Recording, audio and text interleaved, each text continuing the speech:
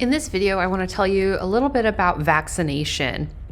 The idea behind vaccination is that the body will generate an immune response to antigens without actually making you sick. So that if you ever are exposed to that antigen again, you're exposed to that infection, your body should be ready with antigen-specific T cells and antibodies and can really ramp up an immune response and help clear the infection either before you even notice or before you get really sick. Vaccination works in populations through this concept called herd immunity. And the idea behind herd immunity is that the more people in the population that have protection against that infection, the less likely that infection is to be able to take hold in that population. And this is how we stop disease transmission. We have vaccines available for a lot of different types of infections. We have bacterial vaccines and we have viral vaccines. And some of them are super effective. Some of them are a little bit less effective. And you may need boosters like with flu or COVID or tetanus. And some of them, the vaccines that you got when you were a kid are going to protect you for the rest of your life.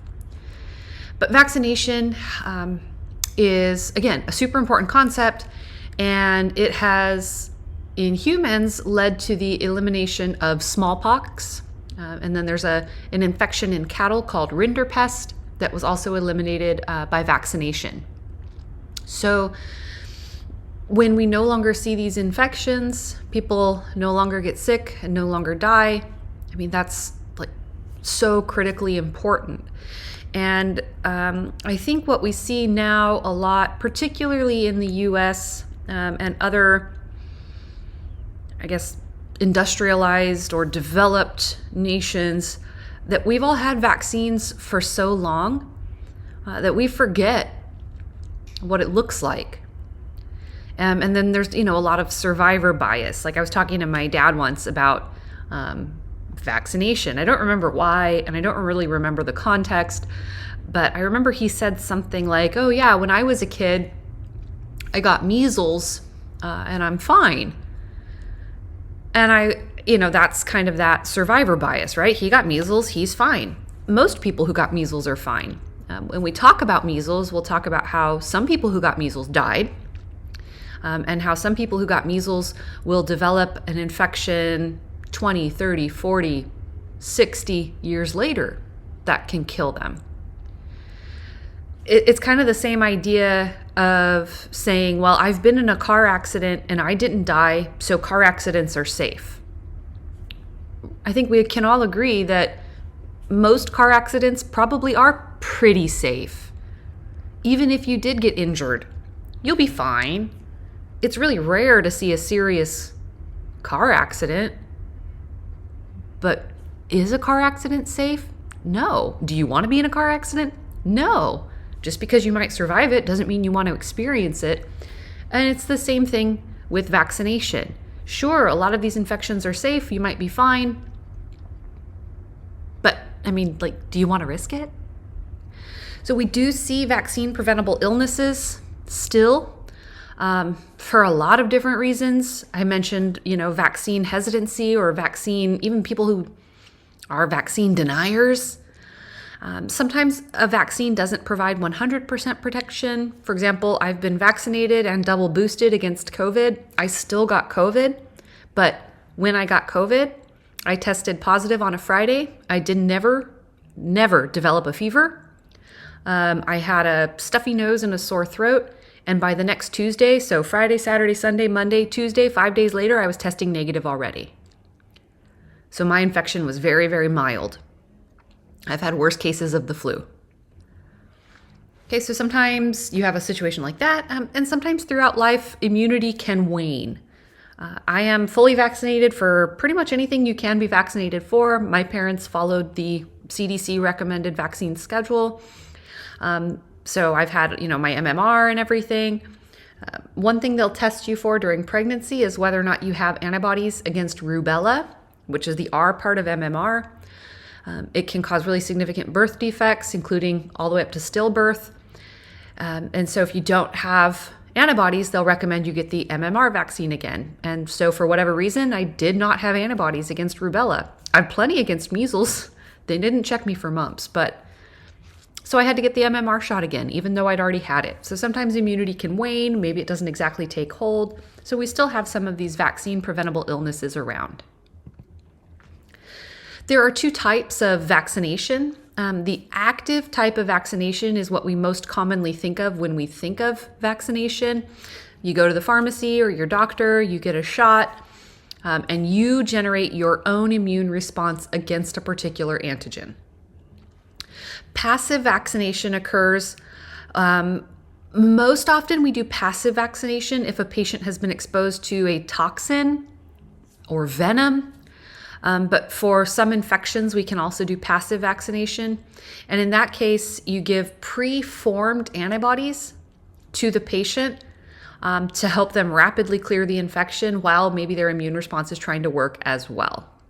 And this could be, they give you a few examples here to prevent disease after a known exposure. For example, a needle stick, if a patient's got hepatitis B, patients who have an ongoing disease, tetanus, botulism are two of them. People who are immune deficient, if they get a vaccine, they may not mount their own immune response. They're immune deficient. So perhaps giving them preformed antibodies will help them fight infection. And of course, to block the action of bacterial toxins, I mentioned botulism and tetanus, but also venoms. So snake bites, spider bites, scorpion stings, etc. Again, here they're showing you the different types of vaccination. When you talk about active vaccines, you can have inactivated, so like a killed bacterium or virus, a subunit, so like a piece of bacterium or virus. Pertussis is like a subunit or like pieces. There's polypeptide or polysaccharide vaccines. Toxoid, which is going to help protect against things like diphtheria and tetanus, and VLP, which are virus-like particles. You can have live vaccines, which are a little bit, I won't spoil it now, but you can have live vaccines generally that are attenuated or hybrid. You can even have things like DNA and RNA vaccines, like COVID-19 vaccine is an RNA vaccine. With passive, generally what you're looking at is serum derived from either humans or horses that can be given to a patient who needs that passive type of vaccination. So live versus inactivated vaccines, there are pros and cons. They are shown here. Again, when we talk about specific diseases for which there are live or inactivated, or maybe even both types of vaccines available, we'll kind of compare and contrast. But this is something that, I'd like you to think about, take a look at, and maybe in your reflection, write a couple of lines about what you see as advantages and disadvantages of both live and inactivated vaccines. In this slide, what we're looking at are the vaccines that are available for various bacterial infections. Some of them are super common, and most of us have probably received a vaccination against these particular illnesses. The ones on the bottom are a little bit more rare, but I imagine if you've been vaccinated, if you've gotten your routine vaccinations, you've been vaccinated against diphtheria, but actually not against the infection, against only the toxin itself. So this is the D of Tdap or DTaP, whichever one. You've been vaccinated against tetanus, that's the T part. But again, not against the bacteria getting into your body, but against the toxin causing damage. Pertussis, which causes whooping cough, that's the AP part, acellular pertussis. So DTaP, Tdap, you've been vaccinated against these three. Haemophilus influenza B was a leading cause of death in children under the age of 5 until the vaccine was available. So this has been given to children. I don't remember when it was FDA approved. I believe I'm too old to have gotten it. Some of you might be an age where you were given this vaccine, and I know my children have gotten this vaccine. There's also meningococcus infections. If you lived in the dorms, you probably had to get a vaccine against meningococcus infection. I lived in dorms, I had to get it. There's also pneumococcus infection that can cause meningitis and respiratory disease. And so you've probably, again, if you are at high risk or for children, you may have gotten a vaccine against a pneumococcus. These more rare vaccines are going to be things like maybe travelers have gotten, or military personnel, or specific jobs. So cholera, typhoid, those are generally going to be for people who are traveling to endemic regions. Anthrax, very specific job, a handler of imported fur, or of course military personnel. Plague, vets and animal handlers. Tularemia, animal handlers in endemic areas. Francisella tularensis, if you take a look at the first part of this species name, Tulare. So we live very near an endemic area. Actually, we are in an endemic area, but it's named after Tulare County. Q fever, sheep handlers, laboratory personnel, and then tuberculosis vaccine is not recommended in the US, but it is given in other parts of the world. This is the recommended schedule from the CDC. So we see some of our bacterial ones here. Tdap, Haemophilus influenza. Here's your pneumococcus. Where's our other bacterial? Here's our meningococcus. Here's our boosters for tetanus, and then our meningococcus and pneumococcus vaccines. And then there's a lot of viral vaccines as well. Rotavirus, which protects against diarrhea. Infant diarrhea is often fatal, so it's really important to have a vaccine against that. Polio, flu, MMR, chickenpox, Hep A, HPV. So there are a number of different vaccines that are recommended for both children and adults. Here again are some of the various viral vaccines that are available. The top list, right, like from hepatitis A up, are going to be vaccines that you've probably all received. Down is going to be less common. So polio, now depending on where you live, you may get the inactivated versus the live polio vaccine.